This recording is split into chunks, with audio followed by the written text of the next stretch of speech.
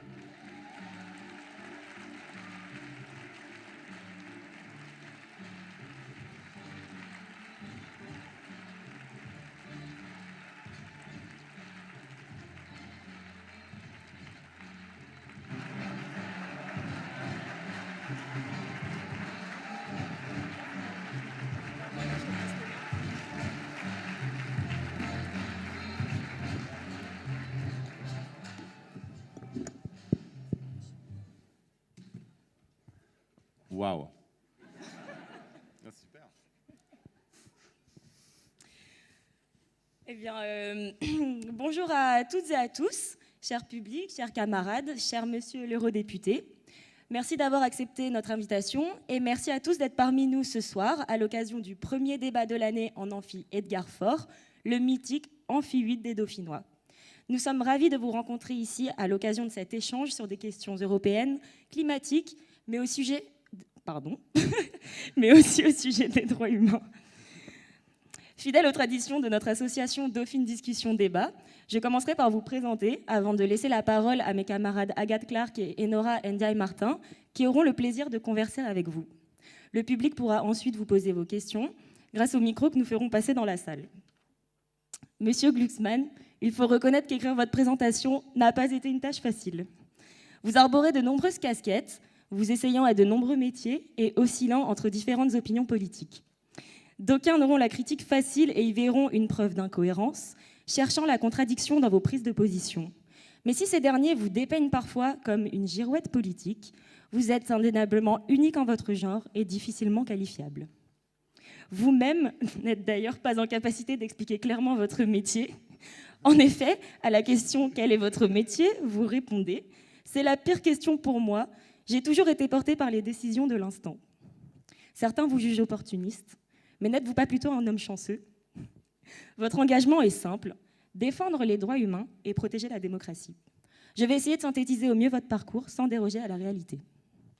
Vous êtes né non loin d'ici en 1979, à Boulogne-Billancourt. Vous grandissez ensuite dans le 10e arrondissement de Paris. Vous fréquentez le lycée Henri IV. Et puis, après un bref passage en Cagne, dans le même établissement, vous intégrez Sciences Po Paris. Vous baignez dès votre plus jeune âge dans la philosophie, la discussion et les débats.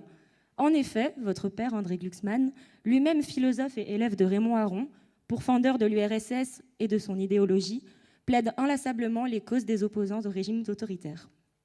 Enfant, vous voyez défiler à domicile toute l'intelligentsia parisienne, mais aussi des réfugiés afghans, des exilés tchétchènes ou des dissidents russes, discutant politique jusqu'au bout de la nuit. Vous qualifiez même votre salon du 10e arrondissement d'ambassade des causes perdues ou encore des gens sans ambassade. Les échanges avec votre père et ses invités ont indéniablement influencé vos idées personnelles. Sans être de droite, vous êtes un libéral qui ne cautionne pas le communisme à la soviétique.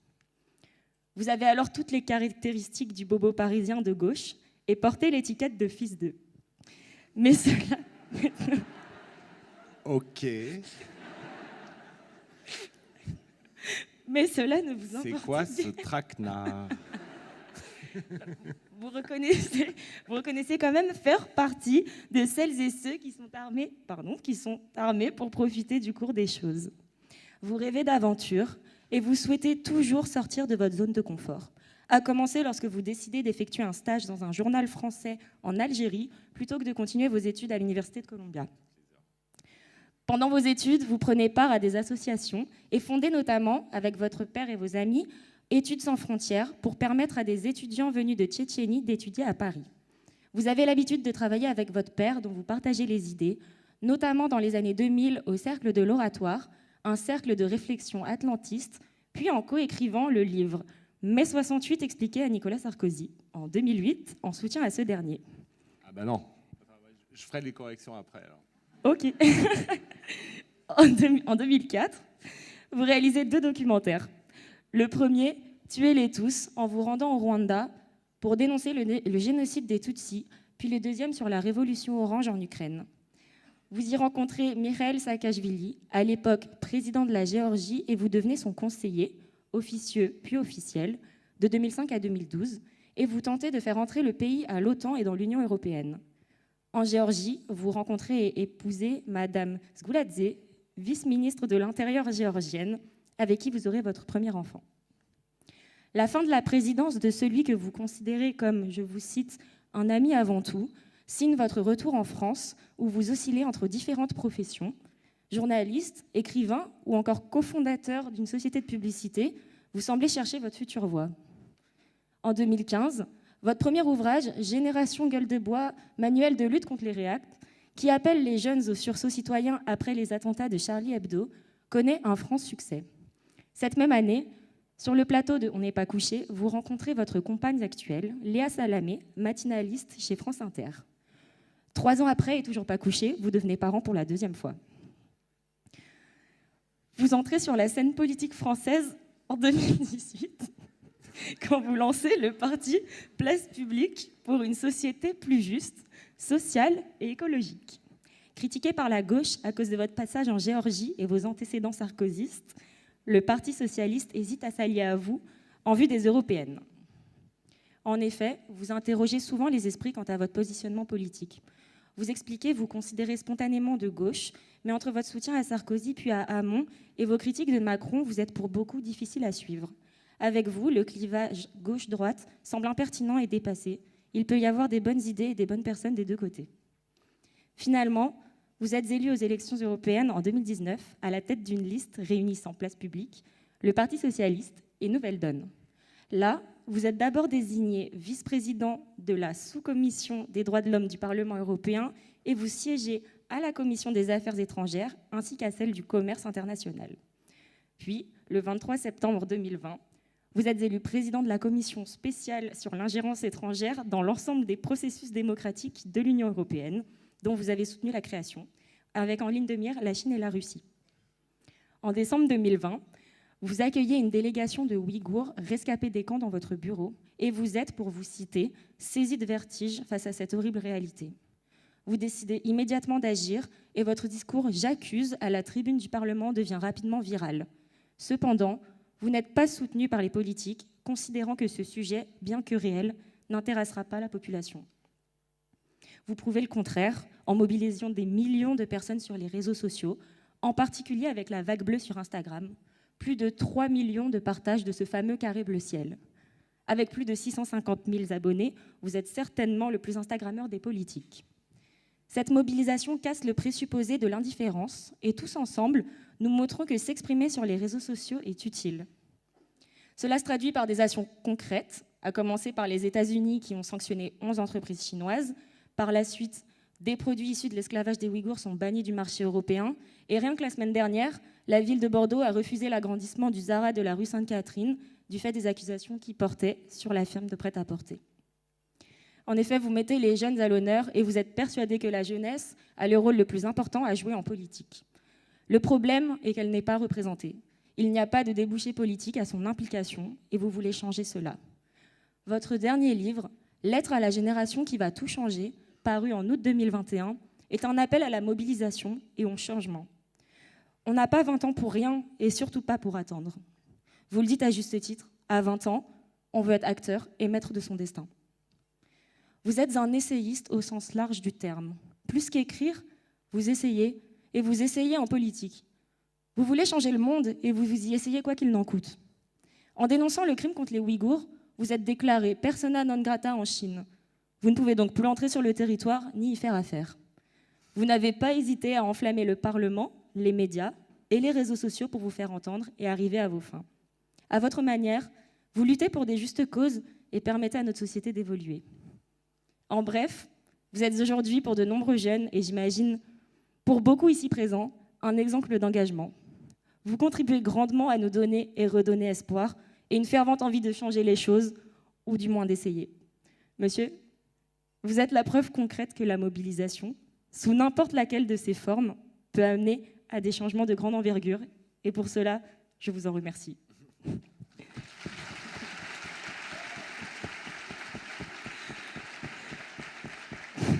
Il est maintenant temps pour moi de vous laisser la parole à tous les trois. Je vous souhaite à toutes et à tous de belles discussions et un très bon débat. Merci.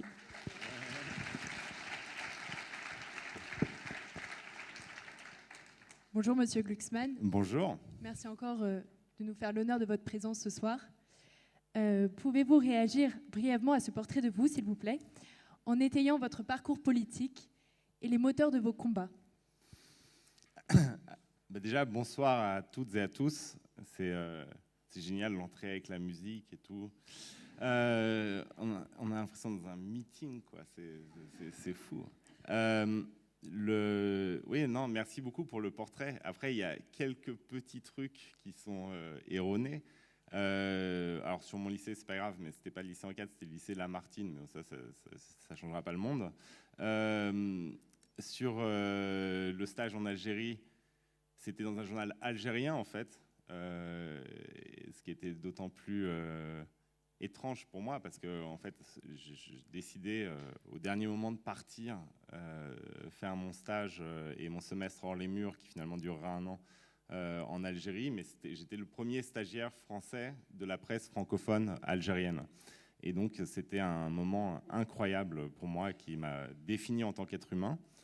Et alors, le livre Mai 68, expliqué à Nicolas Sarkozy, par définition, c'est pas un livre qui s'appelle Sarkozy expliqué à 68. Donc, en fait, c'était en contradiction avec le discours de Sarkozy sur Mai 68, une défense, même si on peut avoir des critiques très fortes sur 68, mais une défense du mouvement de 68 par rapport à la doxa dominante qui était en train de s'installer, notamment grâce à Nicolas Sarkozy, donc c'était pas du tout un livre de soutien, qui visait à rendre 68 responsable de l'ensemble des maux qui minent la société française.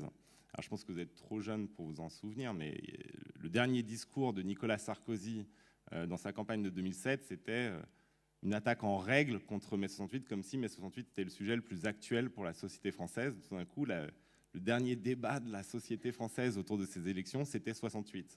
Et 68, c'était vraiment l'horreur absolue. Alors, 68, c'est beaucoup plus compliqué que ça.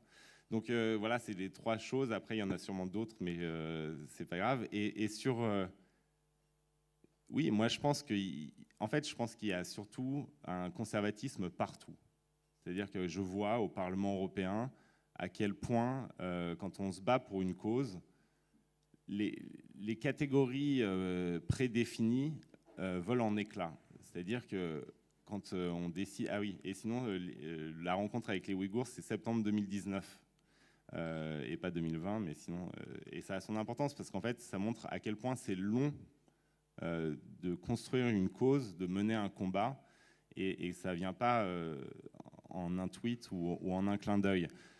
Mais oui, quand on décide de mener un combat comme celui pour la libération des Ouïghours, on se rend compte très vite qu'on peut trouver des alliés chez les conservateurs slovaques et voir que ceux qu'on pensait être de la même famille idéologique et humaniste que vous, soit n'ont aucun intérêt pour la cause, soit même sont hostiles. Et donc, je crois qu'il faut arriver à se définir en fonction de principes et pas tellement en fonction de famille idéologique. Ça m'arrive plusieurs fois au Parlement européen de me retrouver complètement isolé dans mes votes et soit de voter avec la droite, soit de voter avec l'extrême gauche. Et donc, mon groupe me regarde un peu bizarrement en disant « mais en fait, t'habites où, quoi ?» Parce qu'on pensait que tu étais vraiment le gauchiste absolu. Et là, tout d'un coup, tu te mets à voter avec la droite sur ce texte. Pourquoi ? Je dis juste parce que je pense que le texte, il est bien, quoi. Enfin, je sais pas, vous êtes malade de raisonner en tant que pure famille politique et de vous retrouver à cautionner des choses absolument abjectes ou à refuser des choses qui font sens simplement à cause de l'étiquette. Et donc, voilà, le fonctionnement en chapelle des partis politiques, c'est quelque chose qui, à mon avis, appauvrit la pensée et aussi atrophie le cœur. C'est-à-dire qu'on n'a plus... on n'a plus la force pour se soulever sur des questions qui sont des questions de principe et des questions humaines. Et donc, il faut, à mon avis, en permanence remettre en cause son propre logiciel. Et ça, c'est ce qui, à mon avis, est extrêmement manquant dans la scène politique. Parce que quand vous avez un politique qui va parler à la télé, en gros, vous savez à l'avance ce qu'il va vous dire. Et vous pouvez même écrire le discours avant de l'entendre. Et même quand il y a une pandémie, c'est-à-dire comme celle qu'on a connue ou qu'on connaît encore, c'est un événement qui est complètement inédit, qui est inouï, qui est sidérant, que personne ne pouvait prévoir. Enfin, la mise en pause de l'économie mondiale, ça aurait semblé fou si on nous l'avait annoncé un an avant. Eh bien, même là, chacun a vu dans l'événement qui était inouï la confirmation de ce qu'il a toujours pensé. C'est-à-dire qu'il n'y a pas eu de surprise. Alors, vous aviez un écolo qui arrivait, vous saviez ce qu'il allait dire. Il y avait un souverainiste qui arrivait, vous saviez ce qu'il allait dire. Il y a un libéral qui arrivait, vous saviez ce qu'il allait dire. Et à quel moment, en fait, on laisse le fait parler à travers votre bouche ? C'est-à-dire à quel moment on s'étonne de ce qui se passe dans le monde et on repense le monde à partir de ce qu'on rencontre. Et ça, c'est un vrai défaut de la politique telle qu'elle est pratiquée traditionnellement, où en fait chacun a sa rente, chacun a son langage, et du coup, c'est une répétition à l'infini du même. Et c'est cette répétition, à mon avis, à l'infini du même, qui a lassé et qui lasse les citoyennes et les citoyens. Donc il faut en sortir. Merci pour ces précisions. Ce soir, nous allons parler engagement citoyen, droits humains, place de l'Union européenne et représentation. Le programme est chargé, mais le temps nous est compté, donc commençons sans plus tarder. Dans le récent ouvrage « Lettre à la génération qui va tout changer », vous composez une ode à la jeunesse et déclarez « Quelle idée d'avoir 20 ans aujourd'hui ». Eh bien, ça tombe bien, Monsieur Glucksmann, car vous êtes entouré en ce jour de jeunes ayant eu cette drôle d'idée. Vous semblez voir dans cette période, marquée par tant d'enjeux, notamment climatiques, un moment de bascule, un point de rupture déterminant du récit face à une mondialisation effrénée. Chirac disait il y a maintenant 19 ans, « Notre maison brûle et nous regardons ailleurs ». Monsieur Glucksmann, pourquoi, si l'on reprend vos dires, cette génération, notre génération, va tout changer et ne détournera pas le regard ? Comment donner à la génération gueule de bois, comme vous l'appelez, l'envie de combattre, alors même que le changement climatique semble bien avancé? Avec quelle clé ? Pourquoi ? Parce qu'elle n'a pas le choix. Et qu'en fait, je crois que l'être humain agit de manière décisive quand il ne s'agit pas simplement d'agir à la marge, mais quand il s'agit de transformer le cœur des choses, que lorsqu'il sent une nécessité impérieuse qui lui commande d'agir. Vous savez, moi, quand j'avais 20 ans, là, c'est mon moment vieux, là. Moi, quand j'avais 20 ans, c'était avant la Première Guerre mondiale. Quand j'avais 20 ans, et que j'étais à Sciences Po, en gros, on nous présentait le choix qui s'ouvrait devant nous comme étant un choix entre Juppé et Jospin, quoi. C'était le moment de la fin de l'histoire. C'est-à-dire cette idée que la démocratie libérale allait s'étendre indéfiniment et qu'on avait passé le temps des grands conflits, des grandes oppositions, des guerres, que finalement la mondialisation du commerce allait entraîner la mondialisation des droits humains et la libéralisation des rapports entre les gens et l'ouverture d'esprit partout où régnerait. Bref, en tout cas, il n'y avait pas du tout de sentiment d'urgence. Or, vous avez 20 ans aujourd'hui, qu'est-ce que vous voyez ? Vous voyez l'effondrement climatique comme perspective numéro 1. Vous voyez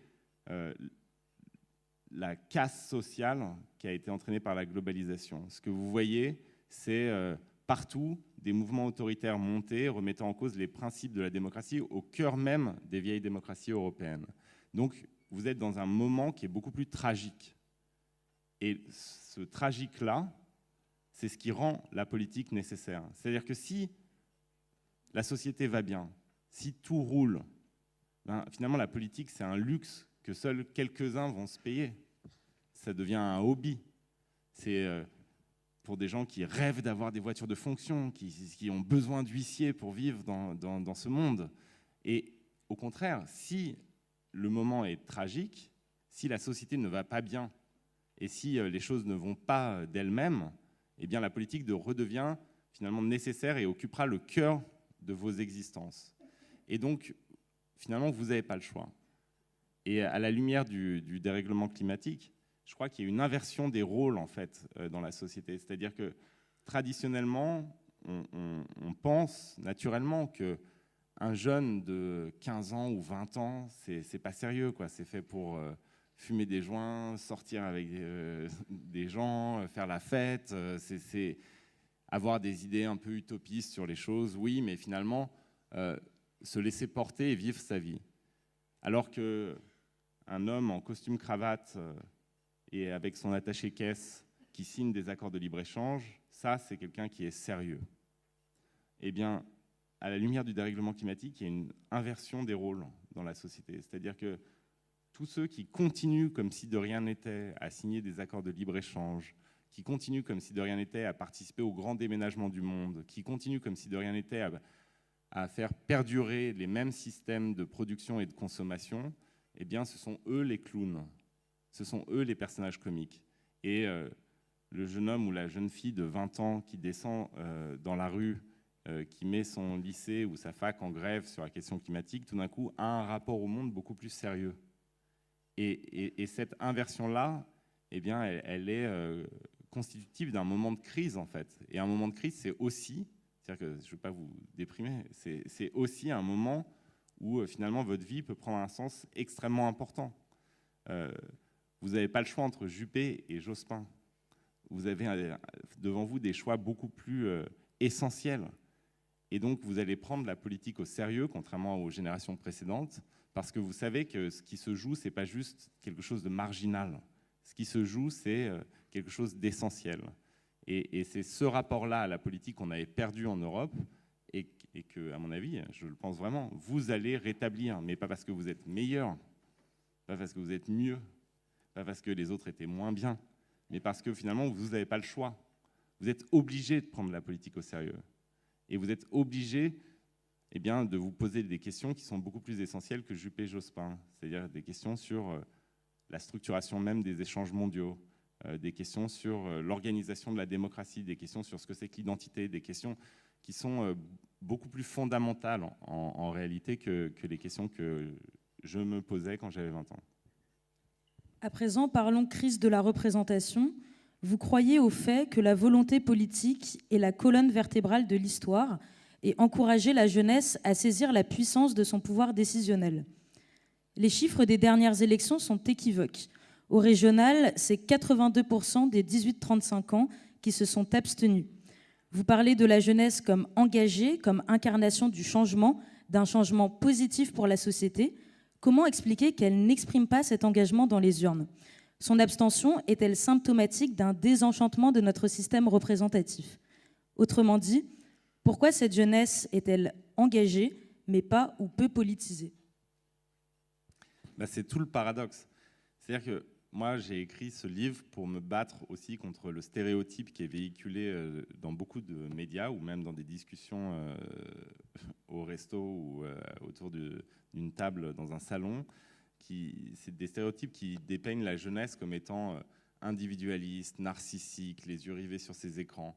Moi, ce n'est pas du tout l'expérience que j'ai, parce que quand j'ai voulu lancer des campagnes ou mener des combats qui n'intéressaient absolument pas les adultes, les notables, les gens qui avaient pignon sur rue en politique ou dans les médias, eh bien, j'ai rencontré des centaines de milliers de jeunes qui étaient prêts à se mobiliser semaine après semaine pour un peuple déporté à des milliers de kilomètres de chez eux. Et ces jeunes-là, en faisant cela, ils étaient beaucoup plus fidèles à l'idéal politique qui a structuré la République française que leurs représentants qui, eux, se fichaient royalement de la vocation universaliste de notre pays. Et donc, il y a une erreur, mais qui est une erreur qui est liée à un mépris et à une forme de condescendance au sujet de cette jeunesse. Et j'ai voulu d'abord raconter cet engagement-là pour dire, mais arrêtez, arrêtez avec vos stéréotypes, arrêtez avec votre antienne.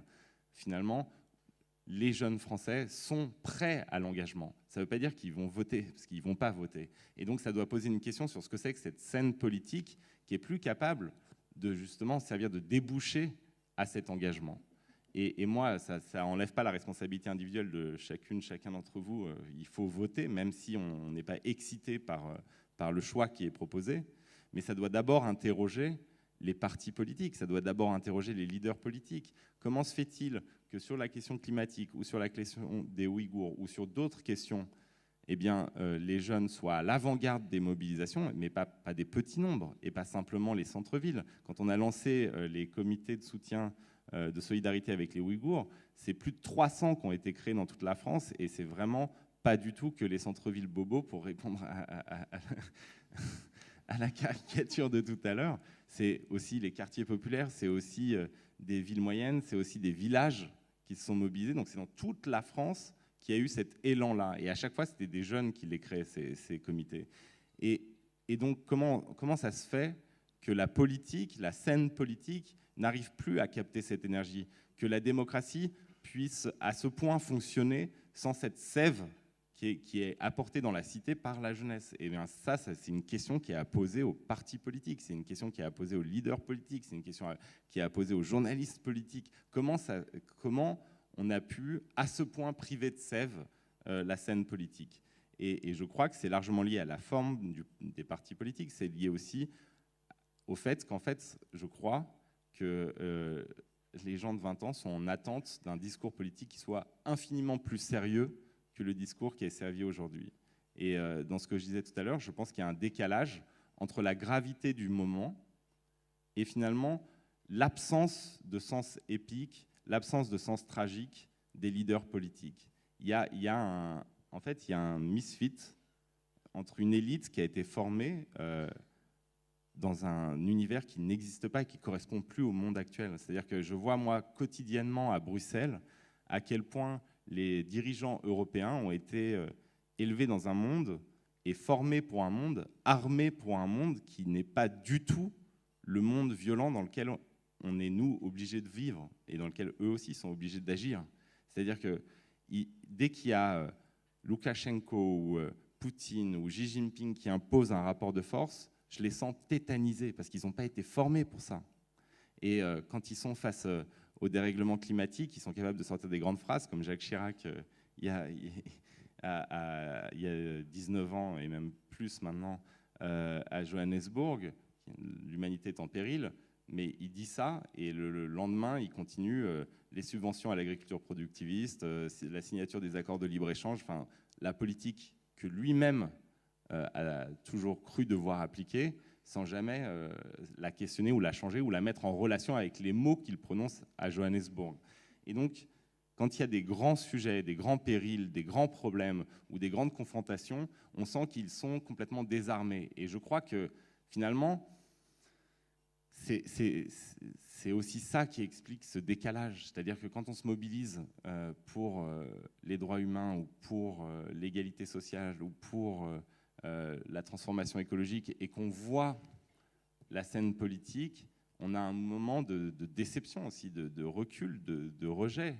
Comment on explique que, par exemple, alors que la transformation écologique est le grand horizon politique et finalement l'horizon le plus mobilisateur pour les jeunes aujourd'hui, comment on explique qu'il y ait aussi peu de jeunes qui rejoignent Europe Écologie Les Verts? Enfin, je veux dire, c'est une vraie question. Comment ça se fait qu'il y ait aussi peu de militants dans le parti qui est censé incarner la transformation écologique et cet horizon mobilisateur? Et la même question peut se poser pour tous les autres partis politiques. On est dirigé aujourd'hui par un président qui a un parti politique fantôme. C'est-à-dire qu'on peut penser ce qu'on veut de sa politique. Je ne suis pas là en train de faire de l'antimacronisme pavlovien, mais ça n'existe pas En Marche. Donc en fait, il y a un parti majoritaire qui n'existe pas, qui a très peu de militants. On a des partis d'opposition qui sont quasi exsangues eux aussi. Et donc, on pense que la démocratie peut vivre comme ça? Non. Enfin, je veux dire, on est dans une crise systémique et la jeunesse qui est en droit et qui attend plus, et du coup, à mon avis, plus encore en retrait de la vie politique classique et des partis politiques tels qu'ils existent maintenant, quoi. Monsieur Glucksmann, permettez-moi de vous questionner sur le modèle économique que vous avez pour projet de mettre en place en réponse à ces enjeux et en concordance avec vos aspirations sociales. Selon vous, qui prônez la fin d'un libre-échange obsolète pour remédier aux effets délétères de la globalisation effrénée, quelle politique économique entreprendre à l'heure où la dette publique française environne les 115% du PIB et laisse ainsi de maigres marges de manœuvre? Financer un RTT de 4 heures par mois pour permettre aux citoyens de se consacrer plus à la vie politique et renforcer la démocratie en déclin par ce faire? Fournir un capital de 30 000 € pour chaque jeune après 10 mois de service civique rémunéré au SMIC? Augmenter considérablement les APL pour les ménages précaires et modestes pour pallier la misère en croissance? Est-ce réaliste au vu de l'état critique de notre économie? Mais je pense qu'en fait, ce qui est irréaliste, c'est de penser qu'on peut continuer exactement avec le même système et croire sincèrement que ça n'explosera pas. Et donc, si on traverse une grande crise, il va falloir des grands investissements. Mais pour que ces investissements soient possibles, il faut changer le cadre qui conduit à cet endettement massif dont vous parlez. Ce cadre-là qui conduit d'abord à la dette écologique et ensuite à une dette sonnante et trébuchante, c'est le cadre d'une globalisation qui a complètement transformé l'Europe en continent de consommateurs, et en particulier la France. C'est-à-dire qu'on est désormais dans un rapport au monde qui est celui du rapport du consommateur et plus du producteur. Et c'est ce rapport-là qu'il va falloir changer. Et donc les premières mesures qu'il faut prendre, c'est d'abord des mesures qui vont nous retransformer en producteurs. C'est l'écologie qui nous le demande, parce que si on continue à faire produire l'ensemble de nos biens de consommation à l'autre bout du monde, il n'y a aucun moyen de lutter contre le dérèglement climatique. Vous pourrez faire pipi sous la douche autant que vous voudrez. Ça ne marchera pas tant que tout ce qu'on consomme est produit en Chine. Enfin, je veux dire, c'est ultra basique, mais c'est comme ça. Et donc, ce que je veux dire, c'est que dans ce rapport au monde de consommateurs, le débat droite-gauche, en gros, se limite, si on tient à ce cadre, à moi, je me soucie peu de la dette, donc je redistribue beaucoup, ou moi, je me soucie de la dette, donc je suis prêt à risquer l'explosion sociale. Ce qu'il faut, c'est qu'on redevienne producteur. Et donc, les premières mesures qu'il faut prendre, c'est d'abord la taxe carbone aux frontières de l'Union européenne. Ensuite, un Buy European Act qui réserve les marchés publics européens aux producteurs européens produisant en Europe. C'est-à-dire du protectionnisme. Alors, c'est un gros mot à Bruxelles, mais de moins en moins, heureusement. Ensuite, il faut faire un Made in Europe Act avec quelle ambition? Celui de placer l'émergence de champions industriels européens au-dessus du dogme de la concurrence libre et non faussée, avec des investissements massifs dans la recherche et le développement. Donc ce qu'il faut, c'est produire de la richesse. D'accord? Mais pour produire de la richesse, il faut produire, en fait. Et ce rapport-là au monde, c'est celui qu'on a perdu. Donc la première chose à faire, c'est de le rétablir. Ensuite, sur les investissements dont vous parlez, mais moi je suis convaincu que la deuxième grande mesure qu'il faut faire, c'est prendre au sérieux la question de la justice fiscale. On parle H24 d'une fraude sociale qui représente 1000 fois moins en termes de pertes pour l'État que de la justice fiscale. Donc ce qu'il va falloir, c'est non pas revenir comme sur tous les plateaux à dire oui, il faut rétablir l'ISF, il faut rétablir l'ISF. Non, il faut aller plus loin que rétablir l'ISF. Il faut réellement lutter contre la fraude fiscale. Il faut imposer une taxation. Vous savez que les milliardaires français, on dit toujours qu'on est dans un pays ultra-socialiste, mais les milliardaires français sont ceux au monde qui ont vu leur fortune le plus augmenter sur ces 10 dernières années. 4 fois plus que les milliardaires américains ou les milliardaires anglais. C'est 439%. Ouais, 439%. Et ben, donc on peut être, soit on décide d'être très fier et très heureux pour eux, soit on se dit que peut-être ils peuvent participer plus à l'effort commun et qu'au lieu de rétablir un ISF qui rapportait très peu finalement au budget de l'État et qui pouvait effectivement toucher le fameux pêcheur de l'île de Ré qui a hérité de sa maison et qui existait vraiment. Hein. C'était un exemple qui était sympa pour ceux qui étaient contre l'ISF, et donc qui était sorti sur tous les plateaux de télé, mais il n'empêche qu'il y avait sûrement des pêcheurs de l'île de Ré réellement qui étaient assujettis à l'USF alors qu'ils ne gagnaient même pas le SMIC en termes de revenus. Mais donc il faut le faire pour les beaucoup plus hauts capitales, mais taxer beaucoup plus. Et je crois, moi, que l'investissement dans ce service civique, parce que c'est ça la mesure qui coûterait le plus cher, en fait, dans celle que vous avez citée, l'investissement dans ce service civique universel et obligatoire, avec à la clé un capital républicain, c'est un investissement qui est fondamental pour notre société. C'est-à-dire que dans les années, toujours guidé par cette idée de la fin de l'histoire et que les choses allaient d'elles-mêmes, dans les années 90, Jacques Chirac a supprimé le service militaire, ce qui était sûrement très bien, puisque le service militaire ne servait plus qu'à ennuyer toute une classe d'âge, et que d'ailleurs les bourgeois ne le faisaient plus, mais on ne s'est pas posé à un seul moment la question de savoir par quoi on le remplace. On a donc pensé qu'une société pouvait tenir ensemble, qu'une cité républicaine pouvait exister sans que des jeunes qui naissent à Trappes, dans le 7e arrondissement de Paris ou dans un village de Picardie, à aucun moment de leur vie ne soient appelés à se croiser. Eh bien, une société comme ça ne tient pas. Les choses ne tiennent pas d'elles-mêmes. Et on ne peut pas croire que c'est l'école qui va remplir l'ensemble des missions d'une société qui, par ailleurs, ne se comporte pas de manière républicaine et ne permet pas la rencontre des gens qui forment un peuple. Et donc, c'est un investissement, c'est la mesure qui coûte le plus cher dans ce que vous avez cité, mais je pense que c'est absolument vital. Et ce n'est pas une photo hop de 3 heures telle que c'est conçu actuellement. Il faut vraiment que ce soit, à un moment dans notre vie, il faut qu'on soit appelé, chacun d'entre nous, à servir la collectivité, à être au service de quelque chose qui nous dépasse, qui s'appelle le tout, la communauté nationale, la cité dans son ensemble. Et en faisant cela, on répond à la fois à un manque criant de la société actuelle, mais aussi, je pense, à un manque pour chacun d'entre nous. C'est-à-dire qu'une vie vécue de manière purement individuelle, sans adhésion à quelque chose qui nous dépasse, c'est une vie incomplète. On n'est pas juste des individus, on est aussi des citoyennes et des citoyens. Monsieur Glucksmann, quand on entend votre nom, résonne le combat contre l'internement de masse des Ouïghours, qui, je rappelle, est un peuple turcophone musulman sunnite chinois. Vous avez en effet révélé sur la toile ce crime contre l'humanité et appelé au militantisme pour imposer aux politiques et aux multinationales de faire preuve de courage afin de bannir la répression de la communauté. Pour ce faire, vous vous êtes appuyé sur le soutien de la jeunesse, que vous avez remarquablement mobilisé sur un compte Instagram influent, cultivé avec maîtrise. Aujourd'hui, plus de 673 000 personnes suivent au quotidien vos combats et militent avec vous. Pouvez-vous premièrement nous partager vos prises de conscience du crime et nous livrer certaines épreuves de votre combat? Que révèle pour vous cette mobilisation de la jeunesse, héritière de 1789, de sa relation aux droits de l'homme et au système productiviste qui semble responsable de leur bafouement?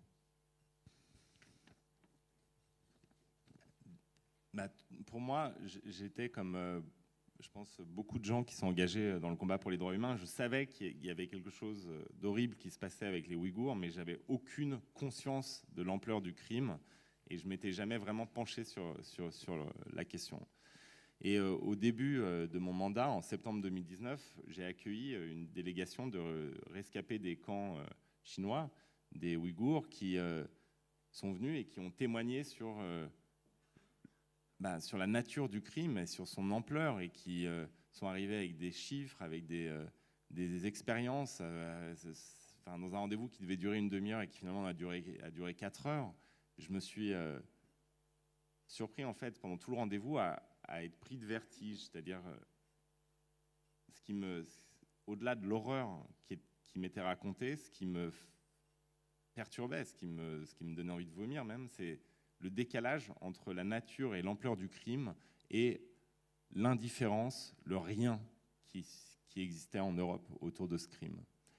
Et c'est vraiment ce rendez-vous, je me souviens, quand j'ai raccompagné la délégation, j'ai dit à mon équipe, parce que tout ce qu'on fait, c'est un travail d'équipe, à mon équipe parlementaire, j'ai dit, bon, écoutez, on va devenir leur voix dans cette enceinte et on va essayer de mobiliser l'opinion publique.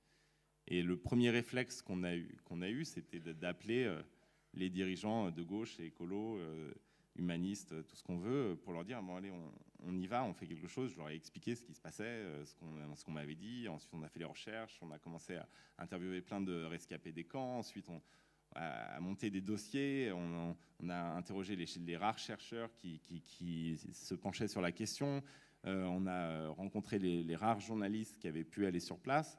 Et je leur ai livré tout ça. Et la réaction de tous ces hommes politiques, c'était de dire, c'est horrible, mais qui va s'intéresser aux Ouïghours? Et donc, nous, notre seule solution, ça a été, en fait, de montrer qu'il y allait avoir des gens pour s'intéresser aux Ouïghours, quoi. Et que donc, ils avaient tort de poser cette question et de douter de la capacité des Françaises et des Français à se mobiliser pour ce peuple déporté à des milliers de kilomètres de chez eux. Et très vite, en fait, cette mobilisation sur les réseaux sociaux, elle a fonctionné. Et de plus en plus de gens se sont investis, et en particulier des jeunes. Et je me souviens qu'à ce moment-là, moi, j'en faisais part aux éditorialistes ou aux politiques, et ils me regardaient en souriant en disant « Oui, mais tu sais, dans 15 jours, ils auront une autre mobilisation, un autre sujet, ça leur passera. Et puis de toute façon, il n'y a rien qui dure chez ces jeunes, qu'est-ce que vous voulez, et c'est des poissons rouges, quoi. » Et donc, même quand ça a commencé à fonctionner, ils n'ont pas compris ce qui se passait. Et donc, finalement, on a réussi à faire une mobilisation sur la durée et qui a produit des résultats concrets. Je veux dire, si l'accord de libre-échange signé en grande pompe par Emmanuel Macron, Angela Merkel et Xi Jinping est aujourd'hui dans les poubelles de l'histoire, c'est grâce à ces centaines de milliers de jeunes Français qui se sont mobilisés. Si Ursula von der Leyen, la présidente de la Commission européenne, est venue devant le Parlement européen et a promis un import ban, un bannissement des produits de l'esclavage des marchés européens, eh bien, c'est grâce à ces centaines de milliers de jeunes qui se sont mobilisés sur les réseaux sociaux. Si on a imposé des sanctions à des dirigeants communistes chinois, l'Union européenne, eh bien, c'est aussi grâce à ces centaines de milliers de jeunes qui se sont mobilisés sur les réseaux sociaux. Et moi, mes collègues parlementaires, 50 fois m'ont posé la question, qu'est-ce qui se passe avec les jeunes Français et les Ouïghours? Mais ils étaient stupéfaits. Et un jour, un collègue allemand, vert, m'a dit, écoute, c'est incroyable parce que j'étais convaincu depuis 2015 que la France, en fait, humaniste, à laquelle je rêvais quand j'étais petit, était morte. Parce qu'en 2015, vous en souvenez, il y avait une chancelière de droite en Allemagne et un président de gauche en France. Et quand il y a eu 1 million de réfugiés syriens qui erraient à travers l'Europe, c'est pas le président de gauche en France qui a ouvert les portes de la France, c'est la chancelière de droite en Allemagne, qui en faisant ça d'ailleurs a non seulement sauvé ce million de réfugiés syriens, mais a aussi sauvé l'Europe, qui est en train d'imploser littéralement en 2015 avec le retour des barbelés et des frontières entre pays européens pour empêcher le passage des réfugiés. Mais donc cette France-là qui était censée être morte, elle renaissait à ses yeux. Et je crois qu'en fait, ces jeunes, enfin donc beaucoup d'entre vous, je suppose, ont participé à ces campagnes, eh bien vous avez déjà, vous m'avez rassuré sur un truc, c'est que j'avais quelque chose à faire en politique, parce que sinon, franchement, si on ne peut plus mener ce type de combat parce que les droits de l'homme sont passés de mode et que la tendance est au repli généralisé, honnêtement, moi, j'ai rien à foutre en politique. Donc, déjà, vous m'avez rassuré, mais ça, c'est pas très important. C'est surtout que vous avez refait parler une France qu'on n'entendait plus. Et une France qui est capable de penser que son destin se joue aussi à des dizaines de milliers de kilomètres, que son destin se joue aussi à travers le destin d'un peuple qu'on déporte. Et ça, cette France-là, qui n'est pas du tout une invention actuelle, qui est vraiment à irriguer notre histoire, eh bien, c'est une France qu'on avait perdue de vue et qu'on avait laissé finalement sommeiller. Et vous l'avez réveillée. Et ça, c'est essentiel. Vous savez, moi, je suis un amoureux de l'histoire de France et je suis fasciné par la capacité de ce peuple, donc notre peuple, à se mobiliser pour l'autre et à juger que finalement, en se mobilisant pour l'autre, eh bien, on parle de soi aussi. Et j'ai un exemple comme ça, par exemple, vous savez qu'en 1833, tout le nord de la France a été en émeute pendant des semaines et des mois. Tout ça parce que le roi de France, donc la monarchie de Juillet, avait décidé d'expulser un Polonais dont personne ne connaissait le nom avant qu'elle décide de l'expulser, qui s'appelle Joachim Lelevel, pour faire plaisir au tsar de Russie. Et donc, ils ont arrêté ce Polonais qui était réfugié politique en France, et la police l'a arrêté dans le centre de la France et devait le remonter à la frontière belge pour le remettre aux émissaires du tsar. Eh bien, les ouvriers des filatures du Nord ont bloqué le cortège de la police. Ce chemin qui devait prendre une dizaine de jours a finalement pris des mois, et il y a eu une insurrection généralisée. Il faut lire les textes des discours prononcés à l'époque par les ouvriers des filatures du Nord. Ce n'est pas des bobos parisiens du 10e arrondissement de Paris, des ouvriers des filatures du Nord qui expliquaient que même s'ils ne connaissaient pas le nom de cet homme, ils savaient qu'en le rendant à ses bourreaux, la France se trahissait elle-même. Et trahissait 1789, trahissait la Révolution, trahissait tout ce qu'eux aimaient dans leur propre pays. Et ça, je crois que renouer avec cette histoire-là de la France, c'est précisément ce qui manque aujourd'hui au débat public et au débat culturel français. C'est-à-dire que c'est pas Éric Zemmour qui va écrire l'histoire de France. Je pense qu'il y a infiniment plus dans notre histoire, et ce qui me tue, c'est pas tant qu'il y ait des Éric Zemmour, c'est pas tant qu'il y ait des Charles Maurras ou des Barrès. Ce qui me tue, c'est à quel point ceux qui sont censés faire face à ce discours sont indigents dans leur expression et manquent totalement de passion et de capacité à produire une autre histoire. Et finalement, alors là vous semblez que je pars très loin, mais finalement en se battant pour les Ouïghours, eh bien c'est à cette France-là qu'on s'adresse, qu'on réveille. Et je crois que ça dit quelque chose d'extrêmement beau en fait sur notre pays et sur notre jeunesse. Et c'est un acte politique au départ qui est complètement gratuit puisque c'est fondé sur la solidarité universelle. Mais on se rend compte pendant qu'on fait le combat qu'en réalité, c'est pas simplement la solidarité universelle de l'être humain, c'est aussi un acte qui raconte ce combat, ça raconte le monde dans lequel on vit, la structuration des échanges mondiaux, et finalement ce crime contre l'humanité à l'autre bout du monde, il habite notre armoire, nos magasins, et ça c'est le moment où on se rend compte que les grandes marques, en particulier textiles, mais pas du tout seulement, exploitent des esclaves ouïghours via leurs fournisseurs et sous-traitants chinois. Et à ce moment-là, en fait, ce combat qui est censé être un combat simplement de l'universel devient aussi un combat social, économique et écologique, puisqu'on quand on décide de mobiliser sur les Ouïghours, on ne savait pas que les grandes marques étaient liées au crime. Vous avez donc décidé de faire de la persécution du peuple ouïghour votre combat.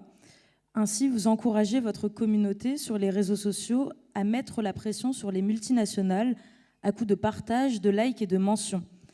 Mais alors, s'indigner sur les réseaux sociaux est-il devenu le nouveau mode de contestation, avec pour risque d'assister chez certains à ce que l'on nomme de l'activisme performatif, c'est-à-dire afficher ses luttes sur les réseaux avec pour objectif la promotion de soi, au risque de mettre à mal la revendication initiale? Alors, je ne suis pas d'accord sur l'activisme performatif parce qu'il y a un livre qui est absolument génial de Popovich qui s'appelle « Comment faire tomber un dictateur quand on est petit, seul et sans armes », ou je sais pas, qui raconte justement les débuts des révolutions à l'est de l'Europe et ensuite les révolutions arabes. Et en fait, c'est quasiment que de l'activisme performatif. C'est-à-dire que comme il n'y a pas de grand parti qui conduit ces soulèvements, c'est chaque citoyen qui en fait va sur la place et le dit. Et c'est comme ça qu'on fait tomber la peur, qu'on détruit, fait voler en éclats le principe, le présupposé d'indifférence. C'est en s'opposant, en s'indignant, en critiquant et en montrant qu'on le fait. Donc oui, il y a une part dans cet activisme qui peut être qualifié de narcissique, puisque les gens se contemplent en train d'agir ou publicisent leur action. Mais en réalité, c'est une force incroyable parce que ce qui permet l'éclosion d'un grand mouvement collectif, c'est d'abord la multitude des décisions individuelles de s'engager. Et moi, j'ai vu tous les discours des militants professionnels quand il y avait eu les petits carrés bleus sur les réseaux, disant tu penses quand même pas que c'est avec un carré bleu que tu vas faire plier la Chine, c'est ridicule, ça mène à quoi?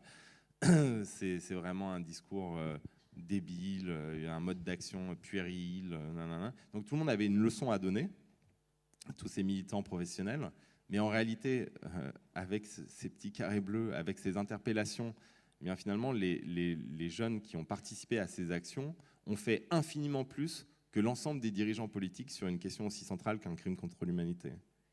Et donc, il y a un au-delà. Bien sûr que chacun va mettre en scène son action. Mais si chacun, mettant en scène son action, contribue à l'émergence d'une vague, finalement, vous avez un mouvement collectif qui arrive et qui devient extrêmement puissant. Et nous, on s'est rendu compte, en fait, on n'avait pas de théorie de communication, on n'a pas fait une réunion en disant « Ok, qu'est-ce qu'on va faire pour les Ouïghours? Voilà le plan A, B, C, D, E, F, G. Et c'est comme ça qu'on va communiquer. On va choisir Instagram en faisant telle couleur avec tel texte, machin. » On n'a jamais eu ce genre de truc. Et d'ailleurs, je pense que honnêtement, la communication, c'est pas un métier d'avenir. Enfin, c'est mon conseil personnel. Je suis désolé, mais parce que en fait, ce qui compte, c'est l'impulsion. Enfin, je sais pas. Après, on peut payer très cher des gens qui arrivent et qui disent faites confiance à vos intuitions, mais nous, on a eu à un moment des questions d'Instagram, des représentants d'Instagram qui nous ont dit mais comment vous avez élaboré cette stratégie du jaune avec du noir et tout ça? Ok, on a juste écrit un texte, quoi. Et on a cassé des codes, parce que moi, au départ, je pensais qu'Instagram, c'était vraiment que des selfies avec des couchers de soleil. Donc, quand on a commencé sur Instagram, j'ai dit, tu vas quand même pas mettre des couchers de soleil sur des camps. Et non, on va publier du texte, ok. Et donc, non, mais je suis désolé pour tous ceux qui font des études de communication, hein, c'est absolument nécessaire. Mais juste, je pense pas qu'il y ait une clé. La clé, c'est la sincérité et le combat qu'on raconte, en fait. Et donc, pourquoi je suis parti sur les communicants? Parce que, sur les marques, au départ, quand on décide d'interpeller les marques, c'est juste parce qu'on est choqué par la liste que publie le think tank australien ASPI. On prend des renseignements, on commence à interroger les experts, et là, on se rend compte qu'en fait, c'est ultra sérieux comme enquête, et que les marques ont très très peu de choses à opposer à cette enquête. Et donc on se retrouve avec une liste quand même de plus de 80 multinationales, et on dit qu'est-ce qu'on fait? Eh bien, on prend la première, Adidas, et on écrit une lettre, et on lance un appel en fait pour que les citoyennes et les citoyens interpellent la marque. Et c'est sûr que quand vous êtes devant votre ordi ou sur votre smartphone et que vous vous dites, ok, qui suis-je moi pour interpeller Adidas? En quoi je vais pouvoir faire plier Adidas? Mais si vous êtes 100 000 à le faire, tout d'un coup, Adidas panique. Et on s'en est rendu compte, ça. C'est-à-dire que très vite, c'est parti dans les hautes sphères en termes de viralité. Et en 48 heures, on avait les patrons d'Adidas qui étaient quasi inquiets de nous parler, quoi, enfin, qui suppliaient d'avoir un rendez-vous le plus vite possible et qui ont obtempéré à l'ensemble de nos demandes. Et on l'a reproduit ensuite sur Lacoste. Et on s'est rendu compte de quoi? Que le PDG de Lacoste, un vendredi, on l'a lancé un vendredi à 9h, enfin on a dit c'était pas ce qu'il fallait faire, mais c'est pas grave, un vendredi à 9h, bah, ça a quand même marché, et le PDG de Lacoste, à 11h du soir, se retrouve à discuter avec des lycéens et des étudiants sur le mur Instagram, et en disant au début, non mais il n'y a rien de répréhensible dans notre chaîne de production, et finalement 2 heures après revenir en disant, bah, si en fait il y a des problèmes, on va tout de suite en parler et en discuter, et finalement on a fait une enquête, et si c'est vrai qu'en fait il y a une catastrophe, 10% de nos pièces mondes sont fabriquées par des esclaves. Et ça, en fait on s'est rendu compte en le faisant, sans l'avoir théorisé, de la puissance finalement qui nous habitait, chacun d'entre nous. C'est-à-dire que ce qui mine la démocratie, c'est cette impression d'être sans pouvoir. C'est ce fatalisme qui veut qu'on soit le spectateur du cours des choses et du destin du monde. Et cette impression d'impuissance, elle est depuis le bas de l'échelle jusqu'à tout en haut. Et c'est cette impression d'impuissance qu'il faut arriver à casser, en fait. Et les réseaux sociaux, et justement l'activisme performatif, eh bien, permet de casser ça, de casser cette sensation que de toute façon, à quoi bon?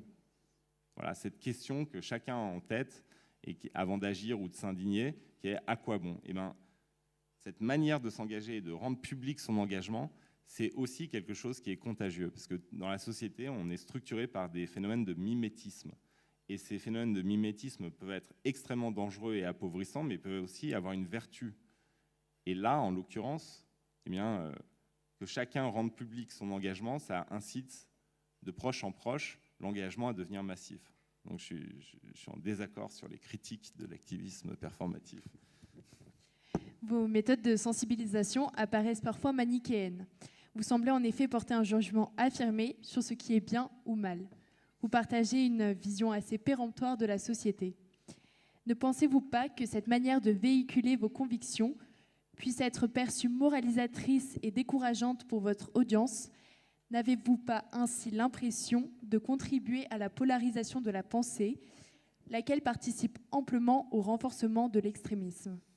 Waouh, rien que ça. En fait, je pense qu'il n'y a pas une attitude générale. Être péremptoire de manière générale, ce serait une erreur, mais être nuancé de manière systématique, c'est aussi une erreur. Il y a des faits, on ne peut pas tout placer au même niveau. Je veux dire, on peut avoir une grande discussion sur la question de la hauteur des cotisations sociales nécessaires pour une société. Je ne pense pas qu'on puisse avoir le même type de discussion sur la déportation d'un peuple. C'est-à-dire que je comprends bien qu'il y a des sujets qui supposent la nuance, mais il y a des sujets où il faut savoir dire qu'une chose est injuste et qu'une autre est juste. Et qu'en fait, à chercher en permanence à complexifier les choses, eh bien, on ne fait que construire un argumentaire pour l'inaction. Et moi, j'en peux plus, en fait, de cette réponse constante qu'on obtient des dirigeants européens quand il s'agit de les pousser à agir.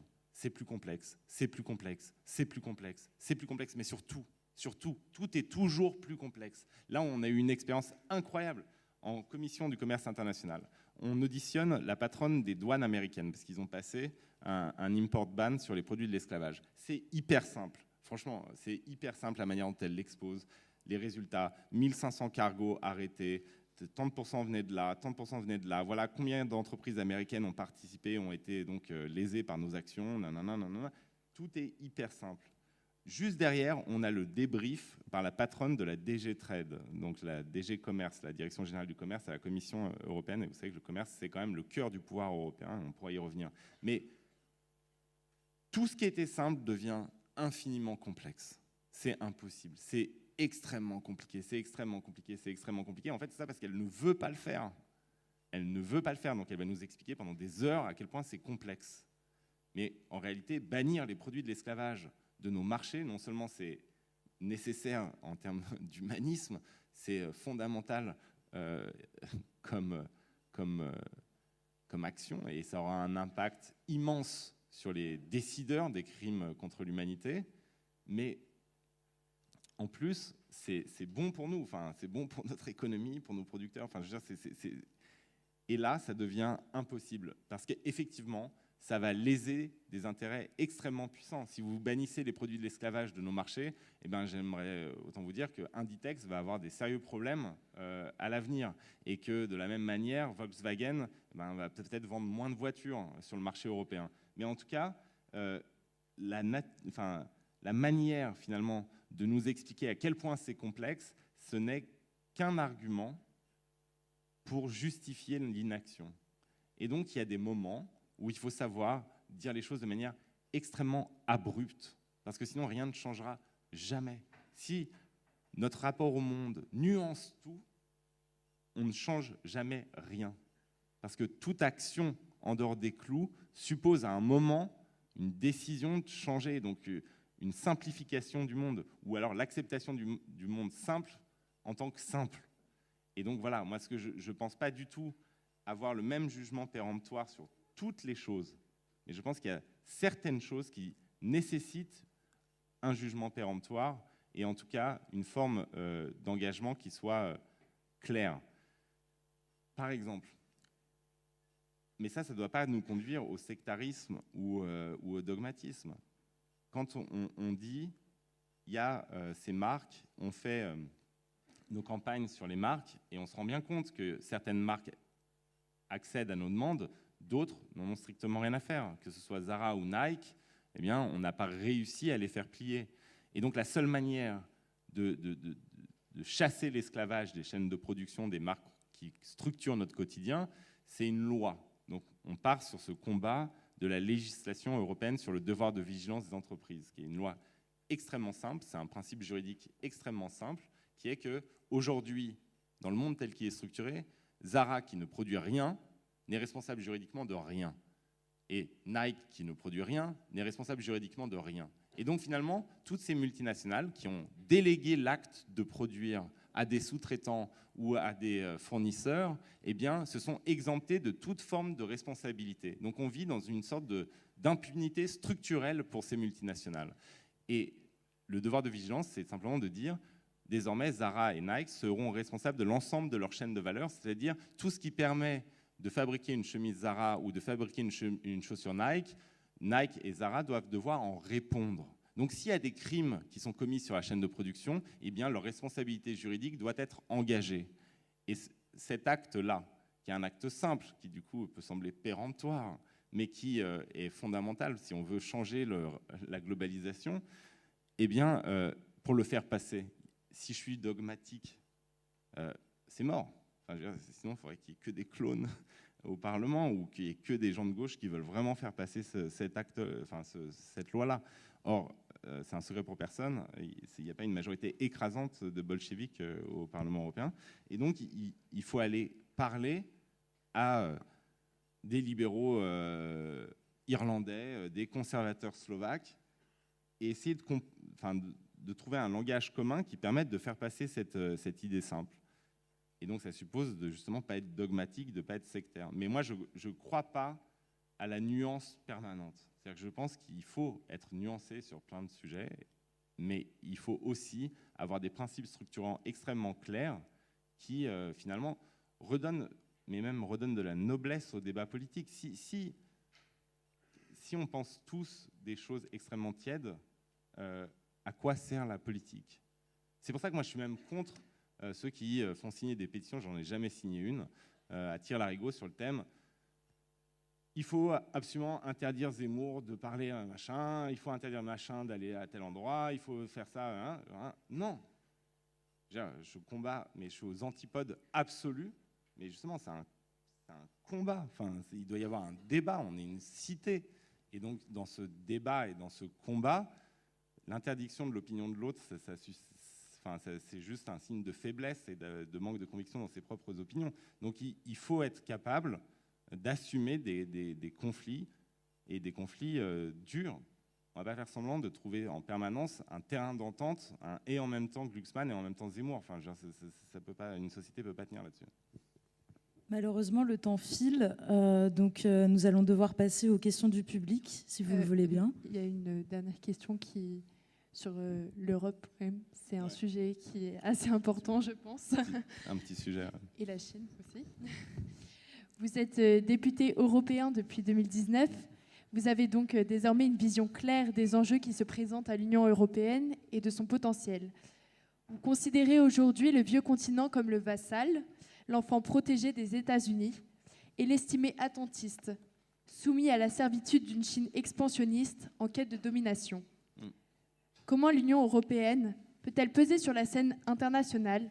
Quel pouvoir repose dans ses mains à l'heure où le monde est confronté à une crise écologique et migratoire majeure, à un contexte politique et social d'instabilité, à un effritement des droits de l'homme et aux ambitions expansionnistes d'une Chine qui semble menacer nos équilibres? Mais c'est lié à ce que je disais tout à l'heure. On est devenu un continent de consommateurs. On consomme de la sécurité produite aux États-Unis. C'est-à-dire que, en gros, on a cru qu'on pouvait faire une cité sans défense propre, sans puissance autonome. Donc, on consomme de la sécurité venue d'Amérique et on consomme des biens venus majoritairement de Chine. Quand on veut faire le Green Deal, quand on veut faire des grands investissements dans les énergies renouvelables, qu'est-ce qu'on fait? Eh bien, nos subventions publiques vont financer l'appareil productif chinois. Parce que qui fabrique nos panneaux solaires? Qui fabrique le silicium? La Chine. Donc, même les dépenses publiques les plus nécessaires, c'est-à-dire celles qui sont liées à la transition écologique, vont directement financer l'appareil productif chinois. Pourquoi? Parce qu'en fait, on a complètement abandonné cet aspect-là de la vie. Enfin, c'est-à-dire qu'il faut qu'on soit à nouveau capable de produire notre sécurité et de produire nos biens essentiels dans les secteurs stratégiques. Et ça doit être l'obsession des dirigeants européens. Or, ça ne l'est pas encore. Déjà, certains tabous tombent, mais ça doit être l'obsession. Ces 30-40 dernières années ont considérablement affaibli l'Europe. Pourtant, on a un potentiel immense. On est le premier marché du monde. Alors, jusqu'ici, honnêtement, on n'est pas grand-chose de plus que ça, un marché, mais c'est déjà immense. C'est-à-dire qu'on a les bases de la puissance. Si vous passez le devoir de vigilance des entreprises à l'échelle européenne, aucune multinationale ne peut se passer du marché européen. Donc, toutes les multinationales devront se conformer au devoir de vigilance européen. Si vous passez le import ban sur les produits de l'esclavage, aucun des pays producteurs et aucune des multinationales ne pouvant se passer du marché européen, eh bien, il y aura forcément un impact. Il faut qu'on utilise ce qu'on a aujourd'hui, c'est-à-dire le fait d'être le premier marché du monde, pour émettre des règles, des normes. Mais pour ça, il faut une volonté politique de transformer notre puissance commerciale en puissance tout court, en puissance politique. Moi, je ne suis pas un utopiste idéaliste qui pense qu'on doit simplement agir dans le monde en fonction de nos principes. On a aussi des intérêts à long terme. Mais nos intérêts à long terme et nos principes demandent exactement la même chose. Posez-vous une question très simple. Bien sûr, on ne pourra pas rapatrier la production de tous nos t-shirts en Europe. Mais quel est notre intérêt à long terme? C'est de développer indéfiniment l'appareil productif chinois, de la tyrannie chinoise, ou c'est développer un pays comme la Tunisie. Eh bien, jusqu'ici, on n'a aucun système qui oriente nos investissements et nos chaînes de production vers la Tunisie, au lieu de la Chine. Ça me semble aberrant, mais pas simplement du point de vue des principes, ça me semble aberrant du point de vue de nos intérêts. Et donc, ce qu'il faut qu'on fasse, c'est trouver en Europe le courage nécessaire pour transformer une puissance commerciale en puissance politique.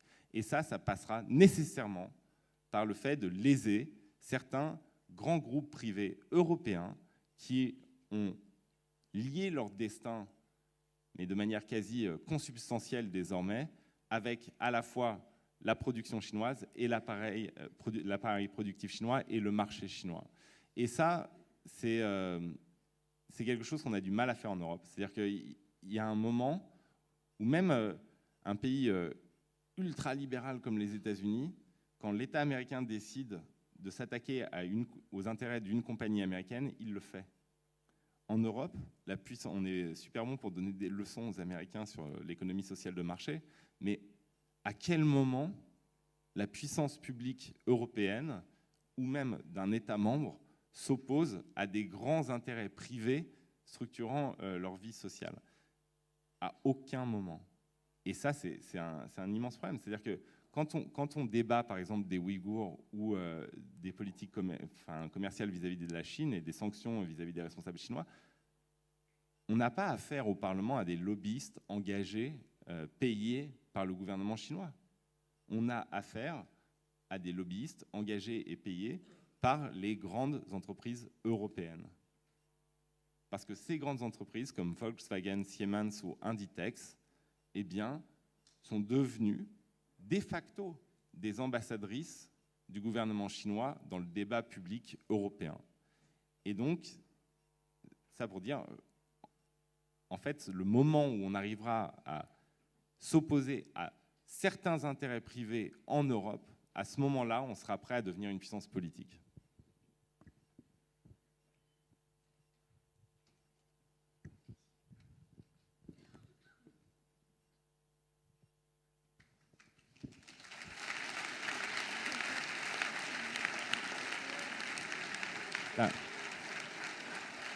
C'est la première fois que je fais une conférence avec un col roulé, parce que j'avais très froid. Et en fait, il fait hyper chaud, là. Non, mais... je referai plus jamais ça, quoi. Je reviendrai à mes chemises...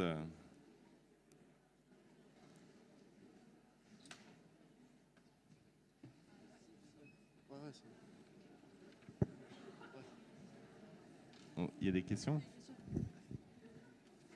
Bonsoir monsieur. Du coup, j'aimerais vous parler de Loukachenko. J'imagine que vous aimez beaucoup ce personnage. Et du coup, j'ai l'impression que Loukachenko n'a plus peur, pour reciter vos mots chez Bourdin, des réponses molles de l'Union européenne. Et je sais que vous êtes un fort partisan de la parésia, comme vous le dites vous-même. Et ma question est surtout, que pouvons-nous, Dauphinois de 20 ans, faire face pour éviter, je dirais, ce génocide ou cette misère migratoire? Et merci. J'adore Loukachenko. C'est vrai. Non, mais il y a des gens comme ça, Gandhi, Mandela, Loukachenko. Non, mais vous avez totalement raison. C'est qu'en fait, il n'a plus peur parce que on est, à ses yeux, consubstantiellement mou. Et il faut qu'on se rende compte de ça. Enfin, vous avez là un dirigeant d'une puissance qui est quand même pas massive, qui décide de kidnapper de détourner un avion de ligne qui relie deux capitales européennes, Athènes à Vilnius, un avion de Ryanair avec des MiG pour kidnapper un journaliste. Mais quand il décide ça, ça veut dire qu'il fait un calcul coût-bénéfice. Et il se dit, franchement, détourner un avion de ligne européen qui relie deux capitales européennes pour kidnapper un journaliste, ça vaut le coup. Dans son calcul, il anticipe, mais une faiblesse hallucinante de notre part. Parce que là, c'est quand même des citoyens européens qui sont dans un avion, qui se font descendre par un MiG pour qu'il y ait un journaliste blogueur qui se fasse kidnapper. Et ensuite, il organise, parce que ce n'est pas une crise migratoire à la frontière polonaise, là, il organise la venue d'êtres humains qu'il traite comme des pions pour les projeter contre les barbelés polonais, qui sont nos barbelés, du coup, qui sont les barbelés des frontières européennes. Ça veut dire qu'en fait, Loukachenko pose comme axiome à son raisonnement le fait que insulter ou marcher sur l'Europe comme si c'était une serpillière, eh bien, ça n'a pas de coût, ça n'a pas de prix à payer, ou alors un prix tellement minime que ça vaut le coup. Et ça, c'est un raisonnement que Loukachenko tient, mais pas seulement lui. N'importe quel tyran aujourd'hui, imaginez si Loukachenko peut tenir ce type de raisonnement, comment Poutine ou Xi Jinping pensent. Et donc c'est cette faiblesse-là qu'il faut briser. Et alors, je trouve le paradoxe le plus révoltant, c'est qu'en fait on est hyper faible avec Loukachenko, Poutine et Xi Jinping, mais par contre on va être très fort avec les êtres humains qui l'utilisent comme des pions. Et on va montrer notre force face à 2000 personnes privées de tout.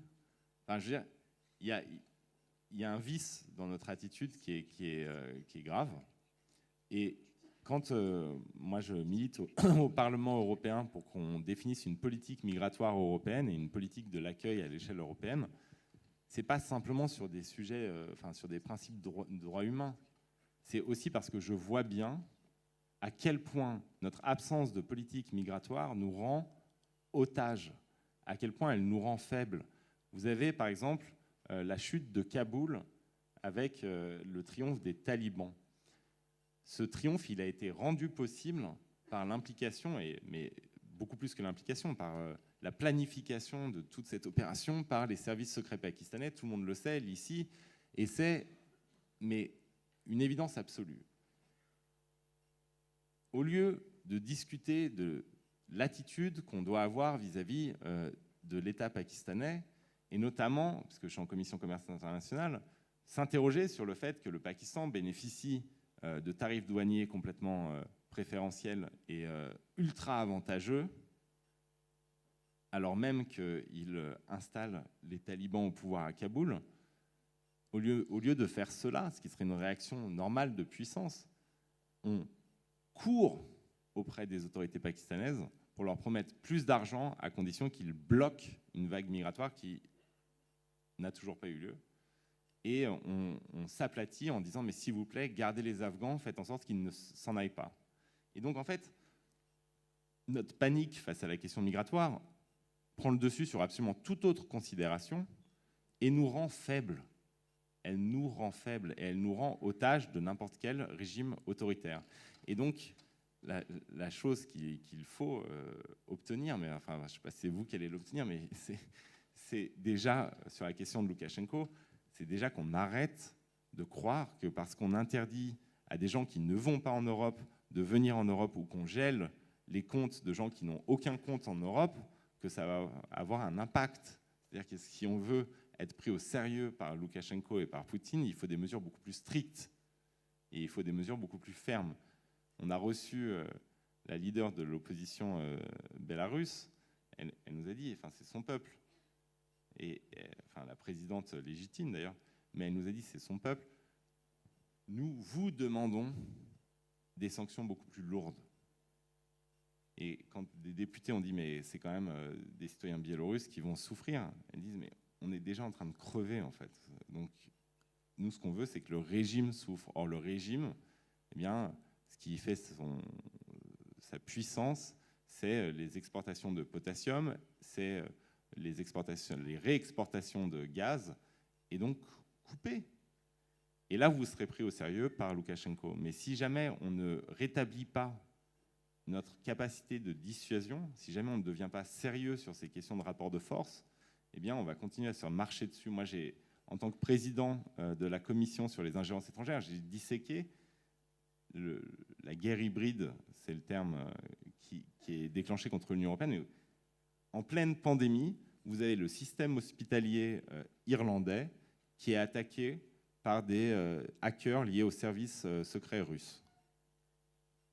En pleine pandémie, vous avez l'Agence européenne du médicament qui est attaquée par les mêmes cybercriminels russes liés aux services russes.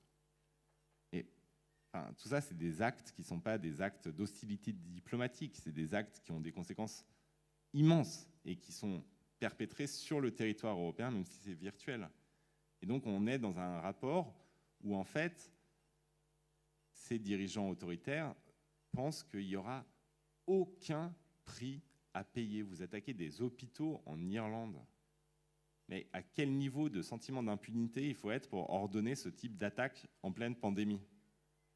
Donc il y a un moment où il va falloir rétablir en fait notre crédibilité, mais tout ça est complètement lié avec les autres questions sur la politique commerciale, sur la capacité à devenir producteur, il faut qu'on arrive à nouveau à se sentir puissant et à exprimer une forme de puissance. C'est pas parce que c'est bien d'être puissant, je m'en fous moi qu'on soit puissant, mais c'est parce qu'en fait dans un monde où dominent les rapports de force, si vous n'exprimez pas cette puissance, eh bien à aucun moment vous n'arriverez à imposer votre voix, le moindre principe, et finalement tous les combats qu'on mènera seront vains, parce que si c'est juste effectivement de l'activisme performatif qui ensuite se traduit pas par des mesures, ça ne fonctionne pas. Et donc moi, ce que j'aime dans cet activisme performatif, c'est qu'ensuite, ça pousse à l'adoption de mesures qui sont donc des mesures de puissance. Parce que si vous décidez de bannir les produits de l'esclavage de vos marchés, eh bien, c'est que vous imposez une norme. Vous ne la discutez pas, vous l'imposez. Et ce geste-là, on n'arrive plus à le faire. Et donc, il faut qu'on réapprenne à le faire, sinon on est menacé de disparition. Et par ailleurs, nos principes, tout le monde se nettoiera avec. J'ai pas répondu sur vous personnellement en tant que, mais c'est pas grave. Là, vous continuez à vous battre. Il y a une deuxième question. Merci. Bonsoir, merci beaucoup. Bonsoir. Vous dites que nos intérêts à long terme et nos principes doivent guider nos actions, mais comment peut-on avoir ces principes aux côtés de dirigeants comme Viktor Orban ou de Duda en Pologne, et comment se sentir puissant à côté de hommes comme ça? Mais je pense que c'est la même question. Pourquoi est-ce que la Pologne est en train de dériver? Parce que ça fait déjà des années que les autres pays européens ont montré leur incapacité totale à sanctionner les dérives de Viktor Orban en Hongrie. Et donc, la faiblesse qu'on dégage vis-à-vis de Poutine, Loukachenko ou Xi Jinping, c'est exactement la même faiblesse qu'on dégage vis-à-vis des démocraties libérales au sein de l'Union européenne. On a voté, je pense, une dizaine de résolutions demandant à conditionner les fonds versés aux États membres au respect de l'État de droit. Il ne s'agit pas de dicter, comme je l'ai entendu, de dicter les politiques menées par les nations européennes, mais il s'agit juste de dire, vous avez décidé d'adhérer à un espace commun, cet espace, il est fondé mais sur des règles minimales, sur un minimum syndical qui est le respect de l'état de droit et le pluralisme démocratique. Orban se vante de fouler aux pieds ces principes, et jusqu'à maintenant, il n'y a aucune conséquence. Et donc là, ça commence à être activé, bon, on va voir. La seule manière de faire, c'est de frapper au portefeuille. Mais c'est comme sur la Chine. Moi, personne ne veut entrer en guerre contre la Chine. Personne ne veut qu'il y ait un conflit militaire qui éclate avec la Chine. Mais entre ne rien faire et faire la guerre, il y a un espace qui s'appelle la politique. Et la politique, c'est d'abord des mesures commerciales. C'est ça le rapport de force. C'est pas se lancer des roquettes sur la tête. Donc là, le rapport de force avec la Chine, ça doit être un rapport de force commercial. Eh bien, le rapport de force avec Orban, ça doit être un rapport de force fondé sur les subventions publiques, les fonds européens que reçoit la Hongrie. Et il faut que ces fonds soient conditionnés. Et d'ailleurs, il faut que toutes les subventions publiques désormais soient conditionnées en règle générale.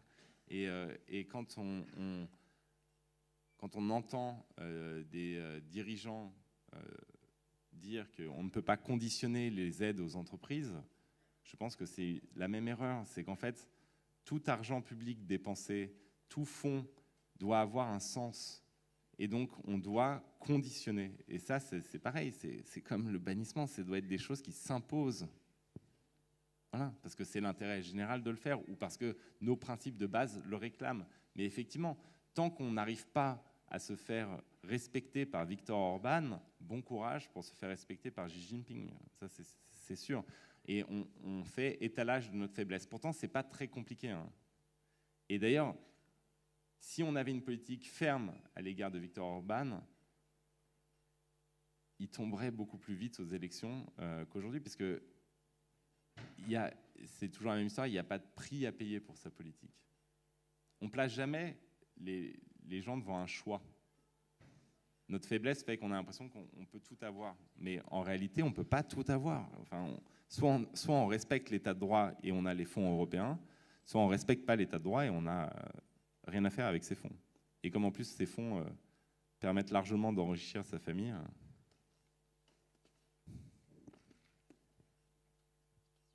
Bon, eh ben merci beaucoup, Monsieur Glucksmann. Ah, oui, non, mais pardon, je suis désolé. C'est parce qu'on doit conclure, donc je me permets de venir sur scène, je suis désolé. Je suis désolé, hein, je coupe souvent les débats. Merci beaucoup, Monsieur Glucksmann, d'avoir participé à ce débat. Merci au public d'avoir été si nombreux. Merci à vous. Merci. Et donc, on va pouvoir entamer la sortie du public. Merci infiniment. Alors, moi, je pensais qu'on n'en était qu'au début, mais je confirme, on n'en est quand même qu'au début. C'est-à-dire que moi, je vais continuer à vous ennuyer longtemps, à vous poursuivre longtemps, à vous demander longtemps de vous exprimer dans un activisme performatif qu'il faut absolument réhabiliter des critiques qui ont été formulées. Et je crois sincèrement que ce que vous avez devant vous est un monde extrêmement enthousiasmant, en plus d'être dangereux, mais il est aussi extrêmement enthousiasmant. Et finalement, le fait que vous ayez à réécrire l'humanisme européen, c'est une tâche qui doit à la fois vous faire peur parce que c'est extrêmement grave et sérieux, mais en même temps vous rendre extrêmement joyeux. C'est extraordinaire ce qu'on a à faire ensemble. Réécrire la manière dont on produit, dont on consomme, réinsérer l'humain dans le vivant, défendre des principes humanistes tout en ayant conscience désormais que l'homme n'est pas face à la création comme Dieu au premier jour face à la création. Et ça, c'est l'œuvre d'une vie et c'est l'œuvre d'une vie collective. Et je crois que vous avez finalement beaucoup de chance aussi d'avoir 20 ans aujourd'hui.